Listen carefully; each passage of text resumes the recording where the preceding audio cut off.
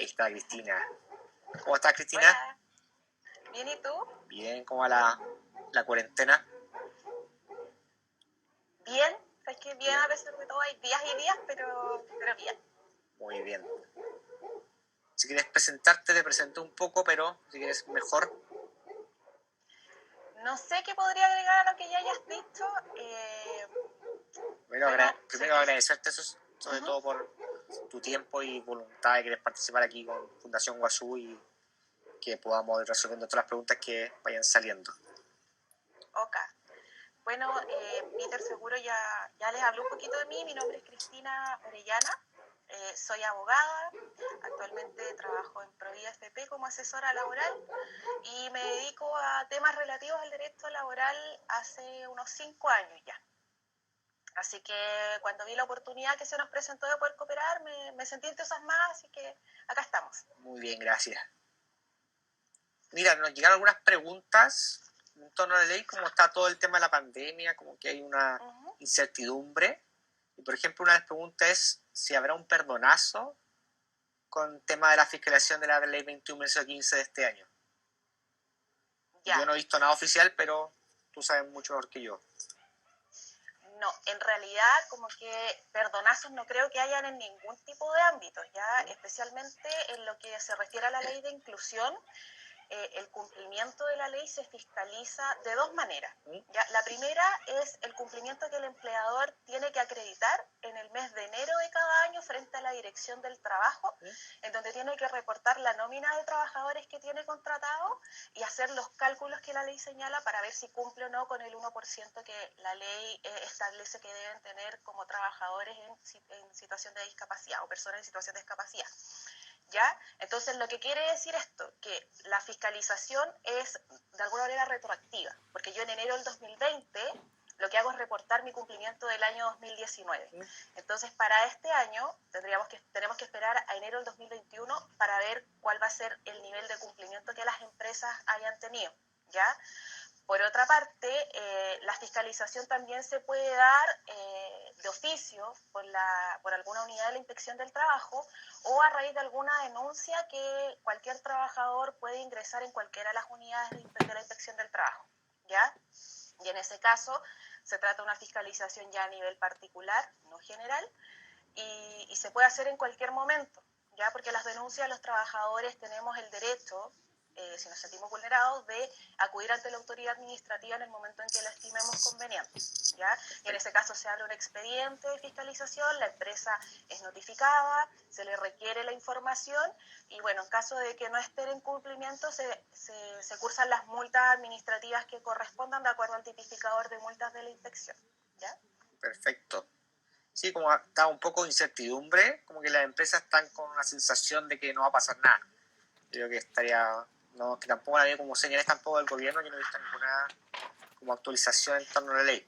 Entonces, como está un poco parado, no hay contrataciones de ninguna parte, la gente siente que quizás no, pero están las medias alternativas. Entonces, en el fondo, si las empresas hoy en día no contratan por temas de contingencia o necesidades de cada uno, sí van a tener que tomar la media alternativa, que son la donación o la contratación de servicios. Así es, la ley de inclusión, como tú bien dices, mantiene vías alternativas de cumplimiento. Entonces, también puede ser que, dado que no se está contratando, las empresas tiendan a cumplir con la obligación que la 21.015 les impone a través de estas vías alternativas. Eso también es efectivo y es una manera de cumplimiento, como dices tú. Muy bien. Otra pregunta que salía harto es si la empresa va a tener inconvenientes legales por vincular a una persona en situación de discapacidad por el tema del COVID. Ya, es una súper buena pregunta y me gustaría como darles el margen en general. Cuando se reguló durante el mes de abril y de mayo situaciones relativas a la Ley de Protección del Empleo, se reguló en términos súper generales. La Ley de Protección del Empleo fue publicada el 6 de abril y el día 7 de abril ya teníamos una propuesta para modificarla, ¿ya? Entonces esto quiere decir que fue una ley súper express y en realidad fue una propuesta reactiva más que proactiva, ¿ya? De parte del gobierno. Entonces, en ese sentido, hubieron varias cosas que no se abarcaron dentro de las temáticas que la Ley de Protección al Empleo regula, y desafortunadamente la situación de la gente o de las personas con discapacidad no fue abordada por la Ley de Protección al Empleo. La verdad es que nada dice, ¿ya? Lo que quiere decir, por ende, que esta ley podría aplicarse a las personas que se encuentran en situación de discapacidad. No hay ninguna restricción legal referente a ello, y el empleador tendría problemas por desvincular a una persona en situación de discapacidad, digamos, si incumple con el marco general regulatorio que existe hoy en día, ¿ya? Pero específicamente en cuanto a materias de COVID, las restricciones están si tú te acoges a la Ley de Protección al Empleo y luego pretendes, por ejemplo, despedir por caso fortuito o fuerza mayor, que es la primera prohibición que salió, ¿ya? Y en segundo término, la prohibición de despedir por necesidades de la empresa una vez que tú te acogiste ya a la Ley de Protección del Empleo. Pero en términos generales, las personas en situación de discapacidad pueden ser despedidas por cualquiera de las otras causales que regula el Código del Trabajo, ¿ya? Y en materias Claramente las empresas tienen especiales como cierto miedo un poco a contratar a alguien con discapacidad porque sienten que tampoco va a poder despedirlo. Por eso hay como dejar bien claro que nos normamos como cualquier otro tipo de persona. Exactamente, tienen los mismos derechos y están sujetos a las mismas prohibiciones y sanciones que la ley laboral establece para todos nosotros. En realidad, la Ley de Protección al Empleo establece restricciones que son bastante estrictas en esta materia, como te digo, y es para aquellos empleadores que se acogen particularmente a la Ley de Protección del Empleo, porque no tendría ningún sentido decirle a un trabajador, ¿sabes qué? Convengamos la suspensión de tu contrato y luego lo despides inmediatamente. Entonces, por eso que se generan estas restricciones por las causales que les señalé. Eso puede ir contando un poco, para los que no sabemos tanto, lo de la protección del empleo, cómo funciona, como en resumen. ¿Ya? La Ley de Protección al Empleo lo que hace es introducir nuevas figuras de suspensión al derecho laboral, ¿ya? Las normas generales ya contemplaban causales de suspensión, por ejemplo, a través de los permisos con o sin goce de remuneración, ¿ya? Que implican para el trabajador la posibilidad de dejar de prestar servicios y mantener tu trabajo, ¿ya? Otra causal que estaba contemplada a nivel general ya en el Código del Trabajo era el otorgamiento de feriado colectivo. Por ejemplo, los colegios, todos cierran durante el mes de febrero, pero todos permanecen con sus trabajos. Eso es un feriado colectivo en que todos los trabajadores de una unidad empresarial están fuera, ¿ya? Esas eran las opciones que el Código del Trabajo regulaba. La Ley de Protección al Empleo lo que hizo fue introducir dos nuevas fuentes de suspensión y una que es un pacto de reducción de jornada de trabajo, ¿ya? La primera de ellas es la suspensión por acto de autoridad, ¿ya? Que es en realidad la que tiene más aplicación y es un poquito más dura en el sentido de que no requiere el acuerdo de nadie.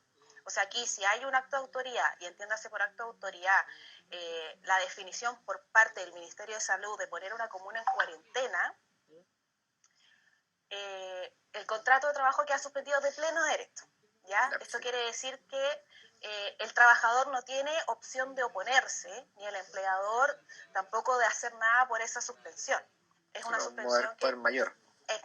Exactamente, por eso le llamamos suspensión por acto de autoría, ¿ya? Y aplica tanto si es que el empleador tiene su obra faena dentro de una comuna que se encuentra con cuarentena o con cordón sanitario, tanto para el trabajador que se ve impedido de salir a prestar sus funciones porque está en una comuna que tiene cuarentena obligatoria, ¿ya? Es para los dos lados. La segunda figura que regula la Ley de Protección al Empleo es la suspensión también del contrato de trabajo, pero esta vez no por acto de autoridad, sino que por acuerdo de las partes, ¿ya? La ley señala que en aquellos casos en que el empleador ve afectada de manera total o parcial su actividad, puede convenir con sus trabajadores, suspender el contrato de trabajo, lo que va a implicar que los trabajadores van a tener el acceso a las prestaciones del seguro de cesantía mientras el contrato esté suspendido, y por otra parte van a estar facultados legalmente para no prestar servicios a su empleador, ¿ya? Y para el lado del empleador significa que él va a pagar solo un porcentaje de la remuneración. ¿Ya? Esa es la segunda figura que regula. Y la última, que es el pacto de reducción de jornada, este es un poquito más especial, porque no requiere necesariamente del acto de autoridad, ya no requiere necesariamente ello, pero sí requiere de parte del empleador acreditar ciertas condiciones de déficit de producción para poder suscribir pactos de reducción de jornada con sus trabajadores, ¿ya? Y requieren ser acreditados los 3 meses anteriores a que se produjo la declaración del estado de catástrofe, que fue el 18 de marzo de este año. ¿Ya? Ya, perfecto. Entonces es un poquito más riguroso en ese sentido, o sea, no es como el pacto de suspensión de mutuo acuerdo en que dice, ya, si el empleador vio afectada total o parcialmente, ¿cómo podemos determinar eso? Ya es una de las críticas que se le hace un poquito a ese pacto. Hubo harto revuelo durante finales del mes de abril, principio del mes de mayo, porque por ejemplo grandes cadenas del retail se acogieron a estos pactos de suspensión. Sí. Y hubo harta crítica ahí, porque la verdad es que fue con acuerdo de las organizaciones sindicales. Entonces la crítica iba un poquito para ambos lados, o sea, tanto del empleador como de los representantes de los trabajadores a través de los sindicatos.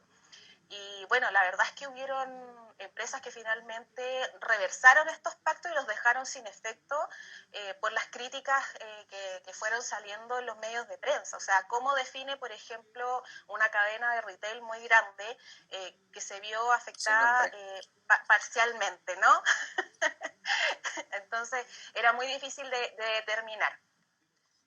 Esas son las figuras que regula la Ley de Protección al Empleo, así bien a grosso modo como para que la puedan comprender. Otra pregunta, gracias.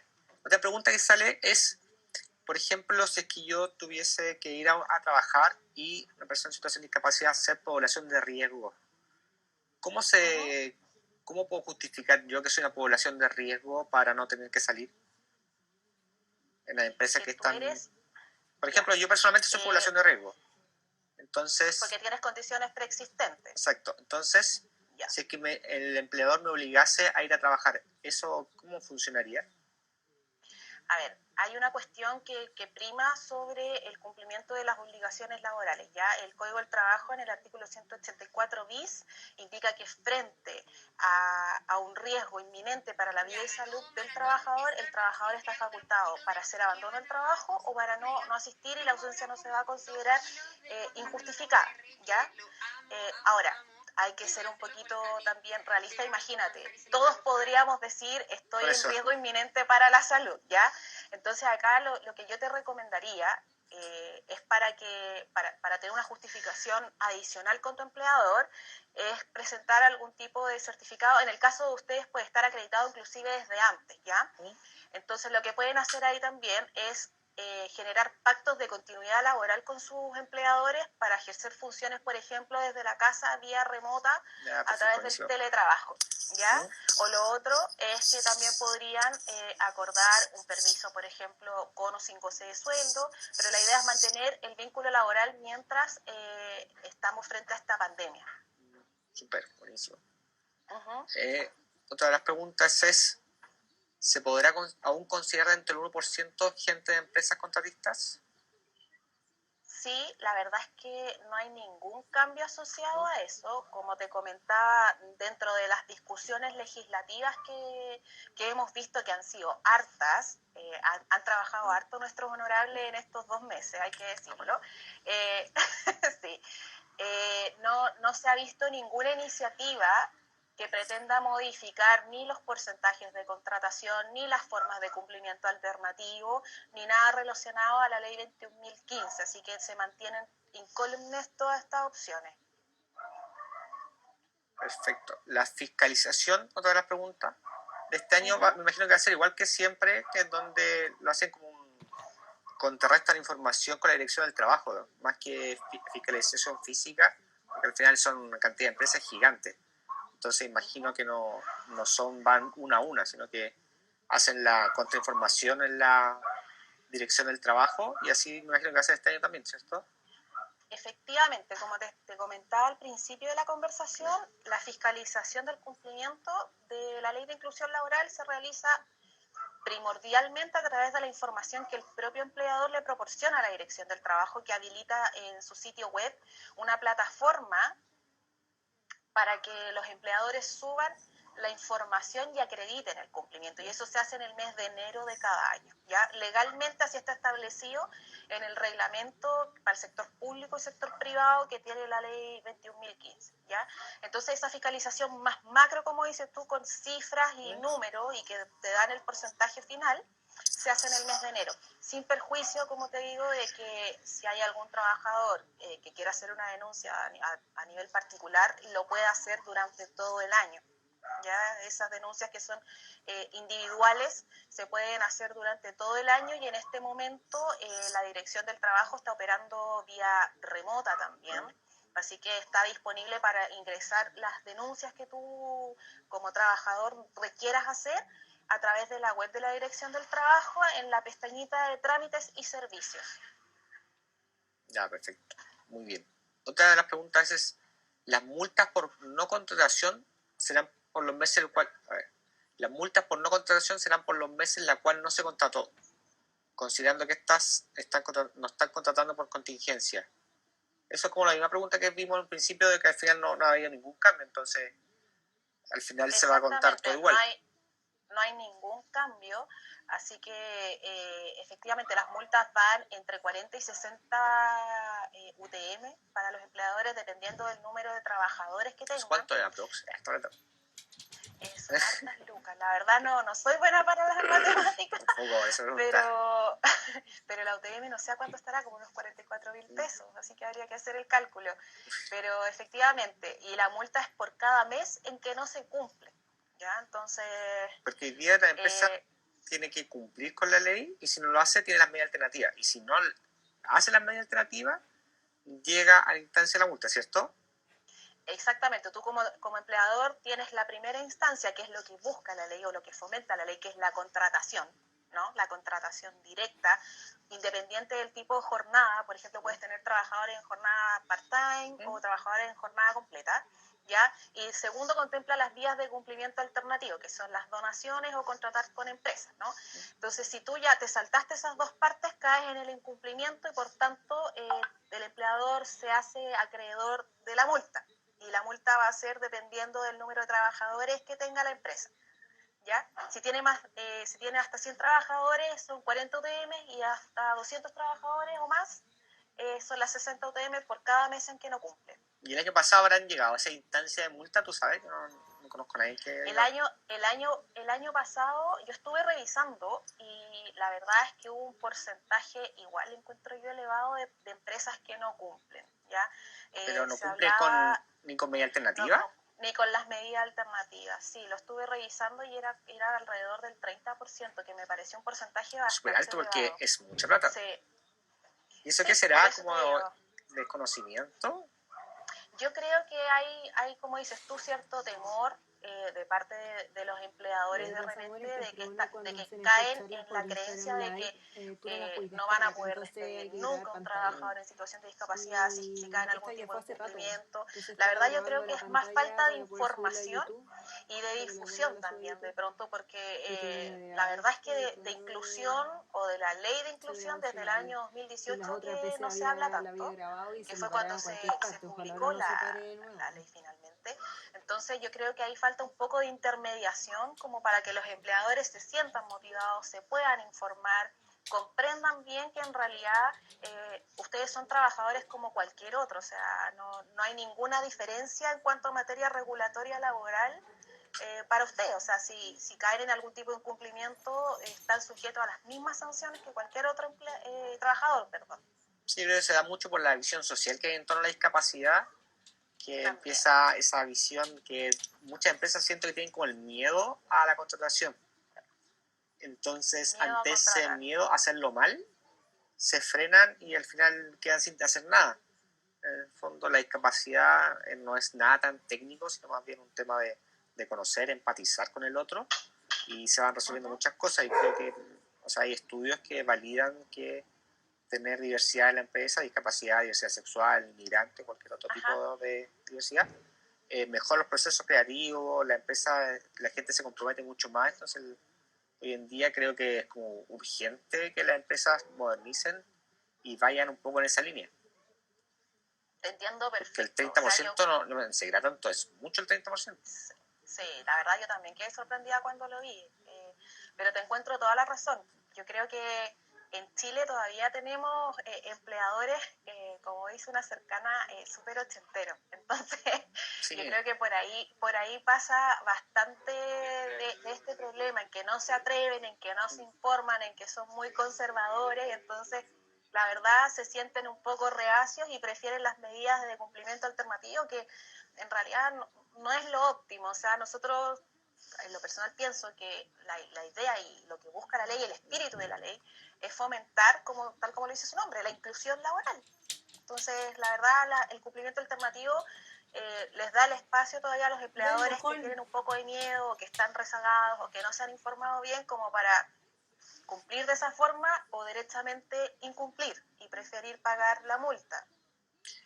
acá nos dicen, o sea, alguien nos hizo el cálculo matemático, muchas gracias, que eran las 60 UTM son 3.022.320, pero esa, creo que lo explicaste, pero no me quedó claro, es, yo no contrato como empresa, no tomo las medidas alternativas y tengo que pagar esas 60 UTM y aquí otra cosa más, porque al final es más barato esa UTM que la medida alternativa, que son como 7 millones y algo.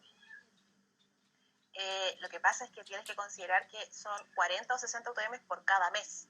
Entonces, por cada mes, ya, perfecto, ya. Sí. Entonces, si lo multiplicas esos 3 millones por 12, le va a salir mucho más caro al empleador que incumple. No cumple. Sí. Es demasiado por cada mes. Son casi 36 millones por persona. Entonces, es por cada mes en que se constata la infracción. Entonces, imagínate, un empleador que no contrata derechamente a nadie ni cumple alternativamente con su obligación, es muchísima más plata que la van a hacer. Sin decir nada, porque la medida alternativa, por ejemplo, de los servicios, que encuentro que es muy interesante, está recibiendo algo a cambio. Entonces, ahí está, mucho mejor que es casi botar la plata. ¿Y esa plata a quién va? ¿Al Estado? Beneficio fiscal, así es. Muy bien. A ver, ¿qué te pregunta? Aquí tengo otras preguntas del público. ¿Cómo se puede despedir ¿Cómo puede despedir una empresa que está bajo la ley de protección? ¿Cómo puede despedir a un trabajador que no tiene acogido a la ley de protección al empleo? Exacto. Ya. Las restricciones son las que conversábamos. No lo puede despedir por caso fortuito o fuerza mayor, fundamentando esta causal en la contingencia o en el COVID, como le llaman, y tampoco lo puede despedir por necesidades de la empresa. ¿Ya? De esa forma se asegura el vínculo laboral por la ley de protección al empleo, que son las causales necesidades de la empresa. En realidad es prácticamente en Chile un despido que no requiere mayor fundamentación que las que el código te señala en el artículo 161. Modernización, reorganización, ¿ya? Eso se entiende que son las necesidades de la empresa. Tendría que el trabajador caer en una causal de incumplimiento de las otras que regula el Código del Trabajo, de algún incumplimiento grave, ¿ya? Entonces, por eso es bastante difícil desvincular a los trabajadores que tú tienes acogidos a la Ley de Protección al Empleo, al menos hasta octubre de este año que está vigente la ley. Acuérdense que esta ley es una ley que viene a regular una situación súper especial, súper particular, y se entiende que está, o sea, de hecho, tiene vigencia hasta el 6 de octubre de este año. En harto rato. Sí, el problema en Chile también había mucho empleo precario. Entonces al final se fue descubriendo que no muchos estaban contratados, entonces quedan muchos en el aire. Exactamente, y aparte que generó el otro problema de que habían trabajadores, por ejemplo, del sector de la construcción, que no alcanzan a generar el porcentaje de ahorro que la ley de protección al empleo requiere para que tú puedas acceder a las prestaciones. Entonces, la verdad es que es una ley, como dice mi jefe, mármico, que la pusiste, la cocinaste súper rápido, pero necesitabais sacarla, porque al final, si te das cuenta, lo que hace la ley es repartir los efectos de la contingencia entre tres partes. Para el trabajador, que va a tener que financiarse con cargo a su fondo individual del seguro de cesantía mientras esté suspendido, sea por acto de autoridad o sea por mutuo acuerdo, ¿ya? Por otra parte, para el empleador significa que va a dejar de pagar parte de remuneraciones para generar de alguna forma un ahorro mientras se mantiene esta situación. Y para el Estado, porque el Estado tuvo que hacer un aporte al fondo solidario, porque también los trabajadores, una vez que agotan sus fondos en las cuentas individuales, pasan a percibir ingresos de parte del fondo solidario de la AFC. Yeah. Entonces significó repartir entre los tres actores finalmente. ¿Cuántos meses son de empleo?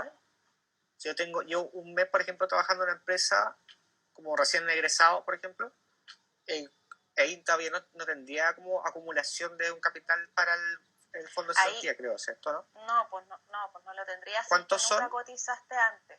Tienes que haber tenido, es que depende del tipo de contrato de trabajo. Si tienes contrato indefinido, tienes que haber tenido 6 cotizaciones continuas con el mismo empleador en los 3 meses inmediatamente anteriores. Qué enredado suena, de verdad, parece un trabalengua, pero es así. Y en el caso de los contratos con plazo fijo, también regula una situación similar. Entonces te requiere además un ahorro previo. Ahora, si no tienes ahorro previo, o si son insuficientes para cubrir el porcentaje que la ley establece que te va a cubrir el fondo individual, pasarías al fondo solidario. ¿Ya? Lo que hizo la ley también fue incluir a las trabajadoras de casa particular, quienes en términos generales, ellas nunca acceden al seguro de cesantía. Legalmente ellas no tenían derecho hasta antes de la dictación de la Ley de Protección del Empleo a los fondos del seguro de cesantía, porque ellas tienen una cotización individual del 4.11 que el empleador necesariamente debe generar, y ese se entiende que es una indemnización por años de servicio a todo evento, ellas siempre la reciben. Entonces lo que hizo además esta ley fue abrir a esa clase de trabajadores el acceso a estos fondos. Por eso también el Estado se vio en la necesidad de financiar y de hacer un aporte que no fue menor al fondo de cesantía. Muy bien, ahora estoy un poco más claro. Otra pregunta. Si podría explicar con mayor detalle lo del cumplimiento de la medida alternativa como donación. El cumplimiento de la medida alternativa como donación. Ya, pero en ese sentido, un poquito más específica la pregunta. Así es la pregunta. O sea, lo que me imagino es cómo la empresa debe hacer este trámite. Tengo entendido que las organizaciones nos inscribimos en el registro de notarios y las empresas donan a esas empresas, o sea, a esas organizaciones, y estas organizaciones tienen que presentar ciertos proyectos para que sean financiados. Creo que algo así es. Ya.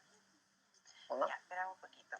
Sí, la cuota, como tú bien dices, se puede cumplir a través de la donación. Como dices tú, hay un registro de empresas que deben cumplir con ciertos requisitos. La verdad, ese punto nunca lo he analizado tan en profundidad, pero no es con cualquier empresa, ¿ya? Se entiende que el monto de la donación también debe ser equivalente a lo que tú desembolsarías como empleador al tener contratada a personas en situación de discapacidad. ¿Ya? Pero en términos generales ese registro se pone a disposición del empleador y tú donas como empleador a las empresas que están incluidas en ese registro. Y eso, porque son 24 sueldos mínimos, ¿eso no va a variar nada por el momento? Porque creo que este año toca revisión, ¿no? El próximo. No, este año solo, o sea, el sueldo mínimo siempre va a subir. Y esa va a ser la variación no del sueldo mínimo, sino de la ley 21/15. No, hasta el momento no he visto nada relativo a eso. No.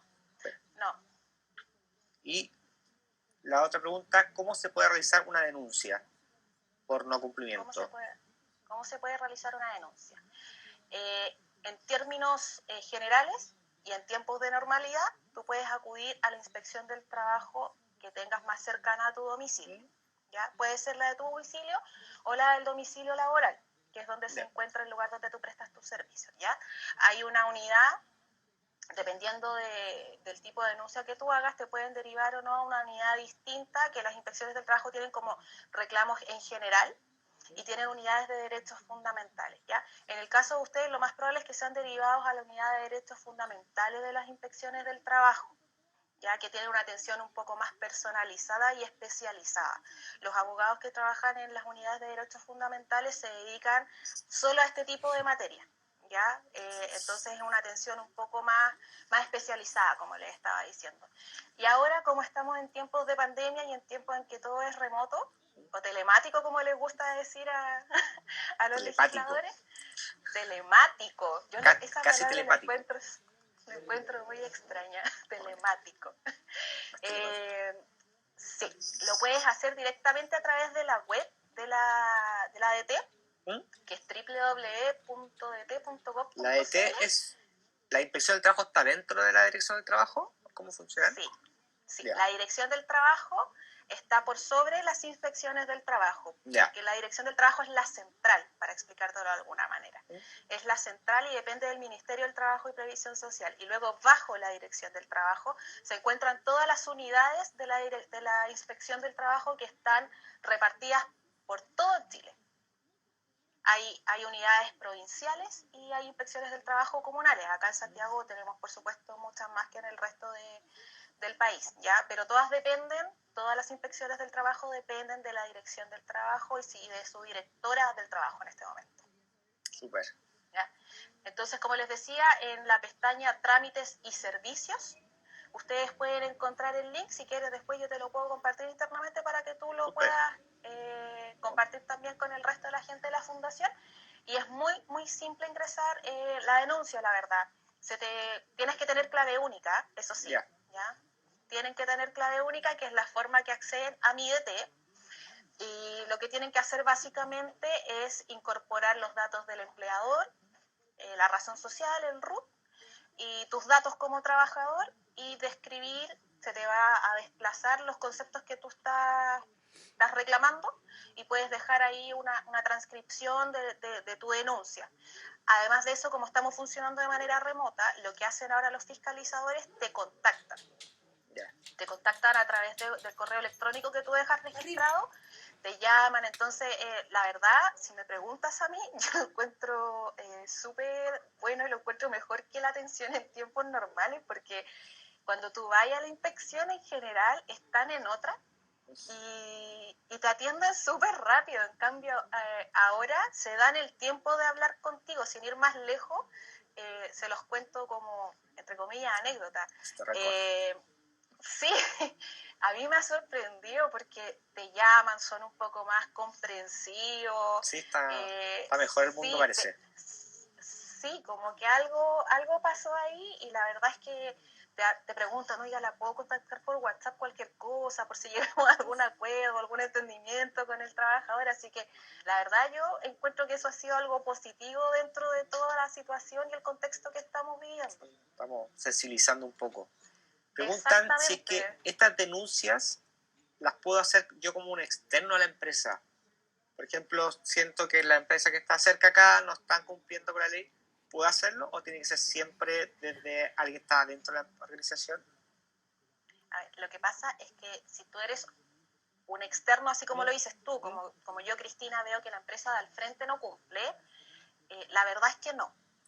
La verdad es que no, porque la relación laboral tiene que existir para que puedas activar la fiscalización de parte de la inspección del trabajo. Ya, lo mismo ocurre en el caso de que tú seas un trabajador que solemos llamar externos, que son los trabajadores subcontratados. ¿Ya?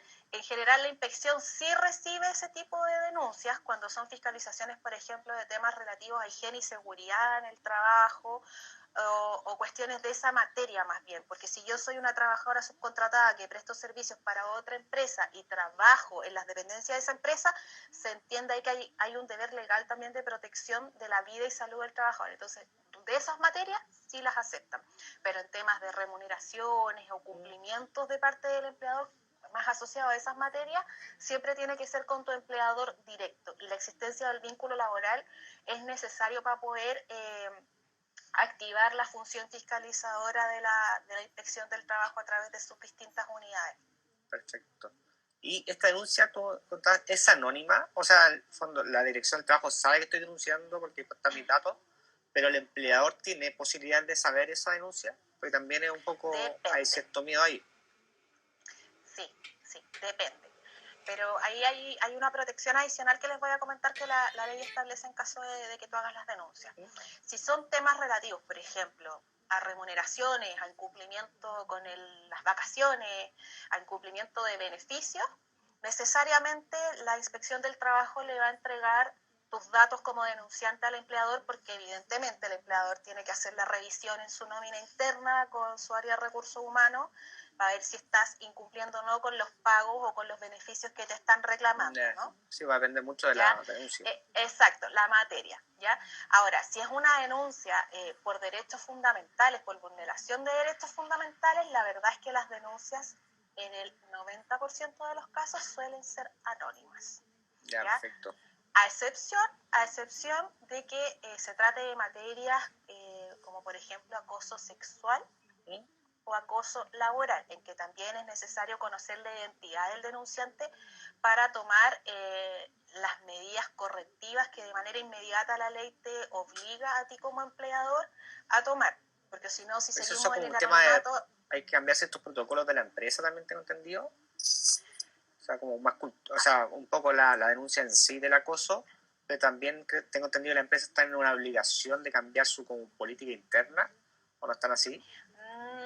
No es obligación de cambiar la política interna, pero sí frente a una denuncia de acoso sexual, por ejemplo, el empleador está obligado a aplicar medidas correctivas de manera inmediata para evitar que la situación que se está denunciando se mantenga o se prolongue en el tiempo. Por ejemplo, si tú eres mi empleador y yo, Cristina, te digo, sabes, jefe, hice una denuncia de acoso, estoy haciendo una denuncia de acoso sexual, de acuerdo al procedimiento que está regulado en el reglamento interno, o la hice frente a la inspección del trabajo, y a mí me notifican, la primera medida que se toma en general es, si los trabajadores trabajan en conjunto, en un mismo equipo, es sacar a esa persona que está siendo víctima, en principio, de este acoso, para protegerla, ¿ya? Para proteger su integridad física y psíquica. Esa es la primera medida correctiva que en general toman los empleadores, ¿ya?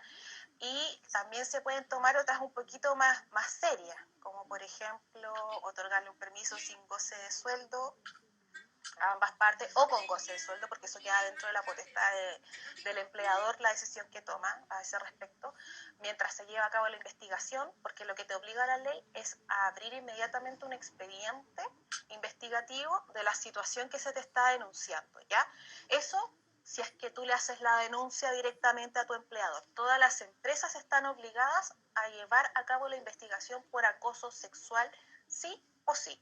Es una obligación legal y no tiene cómo sacársela al empleador de encima, salvo que si tú eres notificado como empleador, la ley la única opción que te da es remitir los antecedentes a la inspección del trabajo para que la inspección haga la investigación, ¿ya? Pero es la única forma. Si no lo hiciste dentro de los 5 días que recibiste la denuncia, tú estás obligado legalmente a generar la investigación dentro de un plazo que no debe exceder los 30 días, ¿ya? Si tú haces la denuncia de acoso directamente en la inspección, lo que sucede es que te va a visitar presencialmente un fiscalizador y estás todo el día con el fiscalizador, porque ellos no se van hasta que interrogaron a todo el mundo. No, las entrevistas no los interrogan, ¿ya? Hacen sí. Hacen las entrevistas a todas las personas que ellos estiman pertinentes. Te piden en general que tú les entregues la nómina de trabajadores que forman parte del equipo de trabajo, tanto de la denunciante o el denunciante como del o la denunciada, y se generan las entrevistas. Ellos te piden generalmente un espacio privado, por supuesto, para poder generar estas conversaciones, y van levantando acta de todo lo que ahí se dice, ¿ya? Y las conclusiones te las envían en un plazo a veces no tan breve como uno quisiera, y ahí la inspección sí te puede obligar a tomar medidas correctivas, ¿ya? Inclusive... Muy bien, estamos avanzando harto ahí. Mira, esta pregunta que no aporte hay que tener para jubilarse. Y si no está en estos años, ¿qué hay que hacer? Porque, por ejemplo, la persona en situación de discapacidad pasa mucho que tiene mucho menos años de emplearse por temas, o sea, externos e internos de la persona. Al final no empiezan a trabajar muchas veces de los 25 hasta los 60, 65, que lo podría ser como el común de la gente. ¿Ahí qué pasa con esos fondos? A ver, lo que pasa es que eso ya es una pregunta más de materia previsional. La ley no te dice cuánto es el tiempo mínimo que tú debes cotizar para poder jubilarte, ¿no? Lo que establece es la edad mínima desde la cual tú puedes jubilarte. Ya, perfecto. ¿Ya? Esa es la diferencia. Desafortunadamente, en nuestro país la cultura de ahorro previsional es súper precaria. Como tú dices, no es una situación tan solo de ustedes, también muchas mujeres tienen muchos vacíos previsionales, ¿ya? Que es una situación que la verdad se repite y se reitera. El ahorro previsional siempre es insuficiente, considera que es el 10% lo que tú ahorras mes a mes. Entonces, la verdad es que más que un tiempo previo, lo que la ley te hace, o la regulación previsional lo que te impone, es cumplir cierta edad para poder acceder a jubilarte, salvo que tengas alguna causa como para jubilarte anticipadamente, ¿ya? Pero en cuanto a un monto mínimo, no existe. Si no te alcanzan los fondos previsionales, ahí tú accedes a la pensión solidaria. No te va a quedar no te va a quedar mayor alternativa, porque si no tienes fondo, tienes que acceder a la solidaria nada más, ¿ya? Pero no hay un monto mínimo que la ley te diga, no hay un requisito previo en cuanto a los fondos que tú debes tener acumulados para poder pensionarte. Súper. La pregunta nos dicen si la fiscalización la hace el Senadis. O sea, tengo entendido que siempre la Dirección del Trabajo es la que está a cargo, pero ¿Senadis tiene alguna incidencia ahí o no mucho? No, el Senadis en cuanto a materia de fiscalización, no, porque esa está entregada privativamente a la Dirección del Trabajo, ¿ya? De hecho, la ley... Como decirlo, como un aliado, por ejemplo, yo como persona en situación de discapacidad, buscar en el Senadis a cierto apoyo ahí, o siempre la ruta es hacia la Dirección del Trabajo. Es que fíjate que acá lo que sucede es que se tiene que sancionar a un empleador. Ya. Entonces el Senadis no va a tener facultad para hacer eso, y lo más probable es que el Senadis pida directamente el apoyo o se comunique con la Dirección del Trabajo. Pero no funciona nunca con un intermediario. La verdad es que yo no lo he visto, no lo he visto. ¿Ya? Pero como te digo, dado que el fin último de la fiscalización es la sanción del empleador que no cumple, esa es una potestad que tiene privativamente la Dirección del Trabajo y no otro órgano del Estado. Perfecto. Y otra pregunta dice, una persona que trabaja en un municipio y tiene discapacidad, pasa años con contrato de 3 meses y vuelve a contratarse otra vez por 3 meses y se mantiene así dentro. Eso no es correcto, ¿cierto? ¿O sí? Ya, pero esa es otra materia. Eso es continuidad laboral y eso es contratación en el sector público. Ah, de verdad, sí, funciona de manera muy distinta al sector público. Sí, lo que pasa es que el Código del Trabajo regula a todos los del sector privado y el sector público se rige por la ley de base. Entonces son materias, la verdad, distintas. Y lo que nos están preguntando es la situación realmente usual de todos los funcionarios del Estado, ¿ya? Lo que les puedo contar respecto de eso es que efectivamente hay funcionarios que pasan toda su vida trabajando a contrata, ¿ya? Por este tipo de contratos que en general suelen ser de un año. ¿Qué ha sucedido y qué es lo que ha pasado ya directamente en tribunales? Es que se les ha reconocido que el Estado es su empleador, ¿ya? Porque ¿qué es lo duro de trabajar de esa forma? Que nunca logras tener antigüedad laboral. O sea, te pasaste una vida... Porque, por ejemplo, hoy en día con el tema de la protección de empleo tampoco calzarían. ¿Cómo? ¿No tienen como un seguro de cesantía tampoco? No, pues es que por eso te digo, ellos son un mundo aparte. Entonces esa es la gravedad o la parte fea de trabajar para el Estado, ¿ya? Que tú nunca vas a tener años de servicio. Hay gente que se lleva 20 años trabajando para alguna entidad gubernamental y luego de esos 20 años, oye, este año se te corta el contrato y listo, porque a ojos del contrato, cada año es un año considerado de forma particular, aunque tú lleves 20. Entonces, ¿qué es lo que ha sucedido?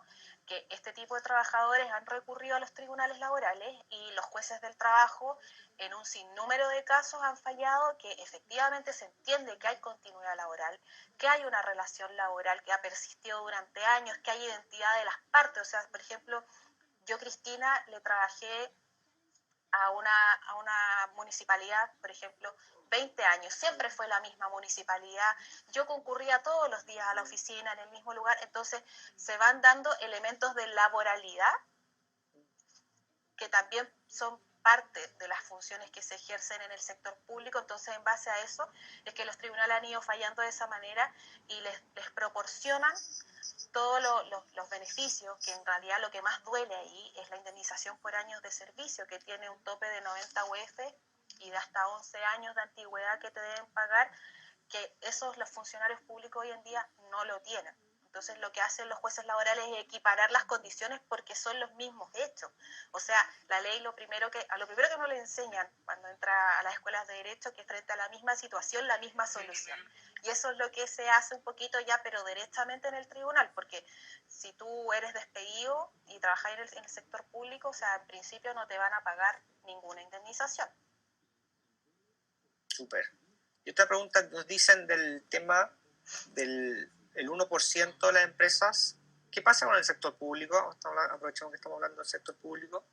La fiscalización sigue siendo igual, tienen que cumplir, yo tengo entendido que tienen que cumplir de la misma manera, pero siento que al final como que las empresas privadas están dando un poco más el ejemplo versus lo que pasa es que en casa de herrero cuchillo de palo. Debería ser al revés.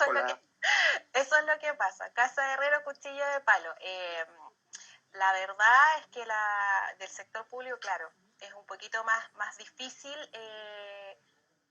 no sé si más difícil es la palabra, pero es un poco más escueta la fiscalización del cumplimiento, porque claro, se entiende que si tú estás imponiendo estas reglas, las vaya a cumplir, ¿no? Sino qué sentido tiene si no vas a dar el ejemplo.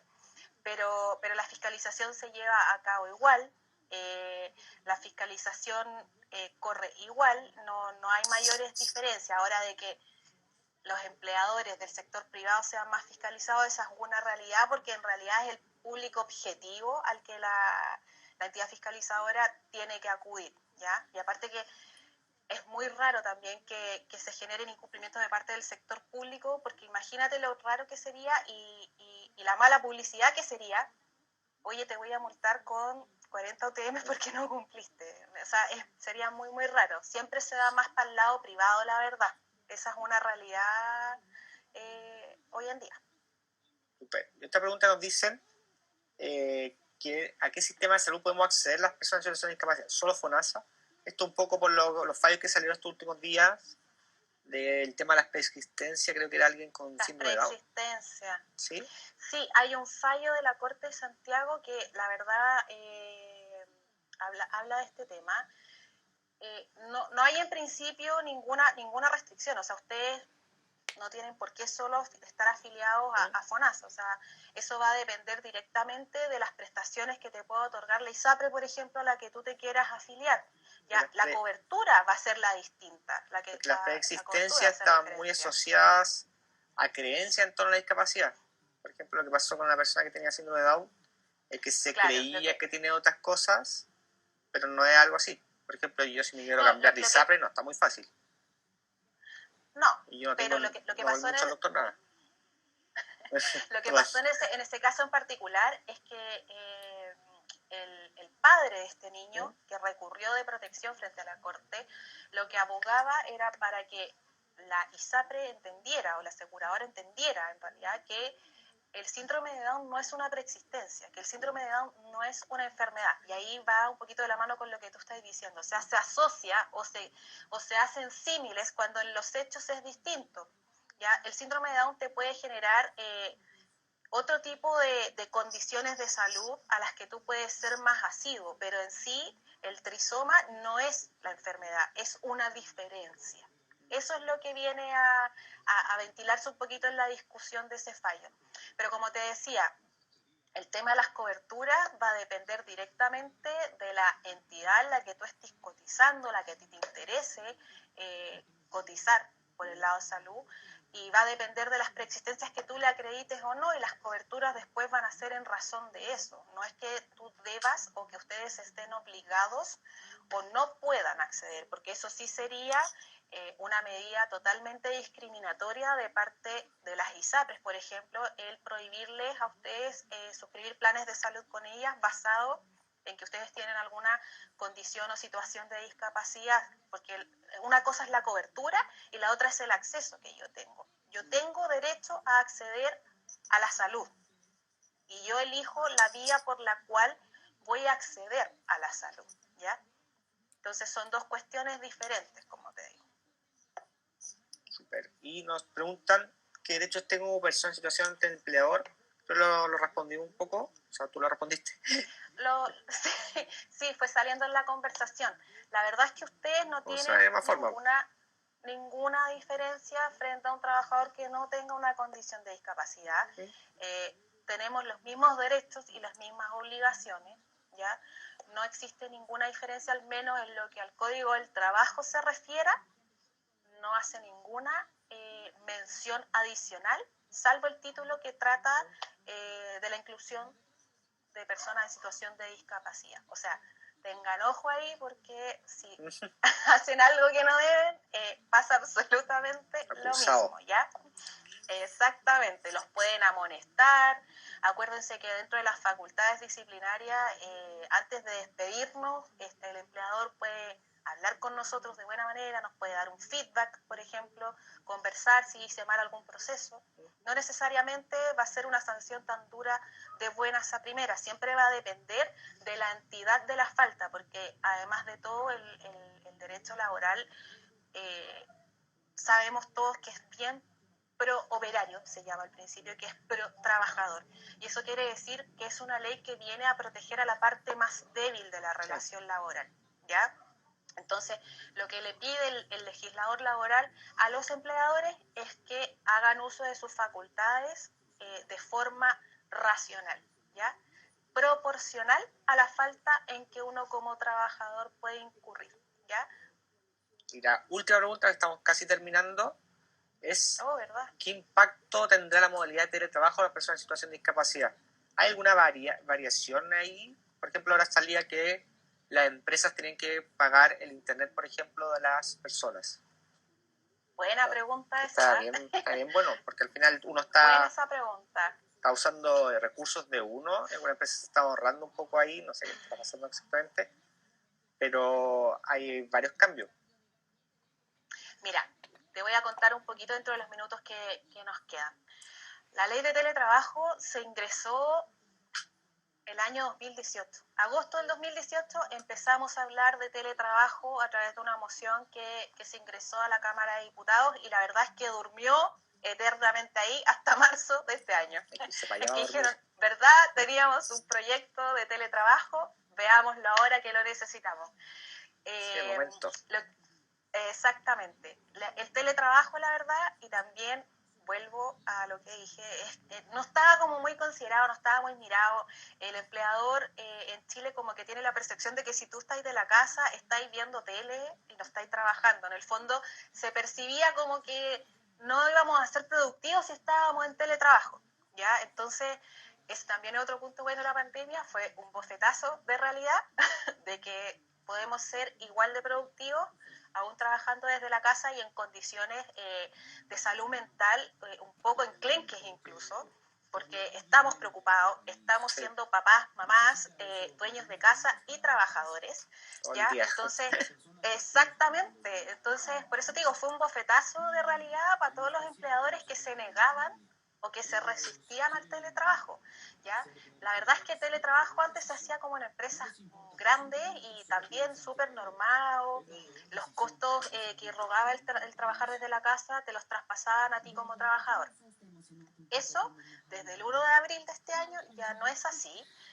Tenemos la ley 21.220 que regula el trabajo a distancia y el teletrabajo, que, bueno, de acuerdo a lo que el texto de la ley no es lo mismo, pero es igual, ¿ya? Es exactamente lo mismo. Solo cambia la vía del reporte nada más, pero en el fondo es teletrabajo, trabajo a distancia, el que tú ejerces fuera de las dependencias de la compañía en que tú trabajes, ¿ya? Y cuando tú te comunicas con tu empleador y reportas a través de medios informáticos o telemáticos, ¿ya? La ley de teletrabajo indica que efectivamente los costos asociados a la prestación de funciones a distancia deben ser asumidos por el empleador, ¿ya? Es una ley que es súper dura en ese aspecto porque nunca nos dijo cómo diferenciar cuáles son los costos que el empleador tiene que asumir, porque nosotros ya pagábamos servicios básicos, mayormente la gente ya tenía un plan de internet, por ejemplo, Entonces, la verdad es que es bien difícil para los empleadores entrar a discernir cuánto es el costo que tengo que asumir para que mis trabajadores teletrabajen. Esa es una laguna que quedó ahí. O sea, el legislador solo dijo, usted tiene que costear todos los gastos. ¿Y cómo voy a determinar yo como empleador cuáles son todos los gastos? Entonces, lo que está pasando hoy en día es que se están pagando bonos, ¿ya? Que se entiende que vendrían a cubrir en proporción el gasto adicional, ¿ya? Porque también hay que ser un poquito sincero en esto, ¿ya? O sea, yo ya tenía internet y lo ocupo no solo para trabajar. Entonces se está como tratando de racionalizar, pero sí las empresas están pagando bonos para asumir los costos que significa el trabajo a distancia, porque también la realidad va para el otro lado. O sea, el empleador se está ahorrando luz, se está ahorrando agua, no está ocupando las instalaciones, probablemente se está ahorrando también el costo de mantención, de los espacios físicos. Entonces, exactamente. Entonces, ahí está un poquito la discusión, principalmente con organizaciones sindicales, de qué es el todo. ¿Qué es este todo que tengo que cubrir? ¿Ya? Adicional a ello, la ley también tiene un reglamento que regula las condiciones de higiene y seguridad que se deben cumplir por los teletrabajadores. 2 minutos para cerrar. Así que está muy, muy buena conversación. Creo que aprendimos harto de Cristina. Muchas gracias por tu tiempo, por tu conocimiento. Esto yo creo que va a quedar arriba. Nunca lo había hecho, así que me imagino que sí. Si tienen más preguntas, pueden escribirnos de forma interna a nuestro Instagram. También pueden seguir a Fundación Pro Bono. También agradecerlos por su voluntad de querer aportar mucho. Así que esperemos también nos están pidiendo hacer otros tipos. Así que vamos a ver si el próximo viernes tenemos otra conversación con otra genial y alucinante invitada. No, gracias, yo feliz de ayudar y bueno, si tienen más preguntas o cosas así. Nos queda un minuto, así que podemos hablar de tu tazón si quieres. Por interno nos pidieron. ¿Ya? Hablamos del tazón por interno entonces, ya. Ya, que estén muy bien, Cristina. Saludos a todos. Ya, chao. Sigan nuestras redes y nos vemos pronto. Un abrazo.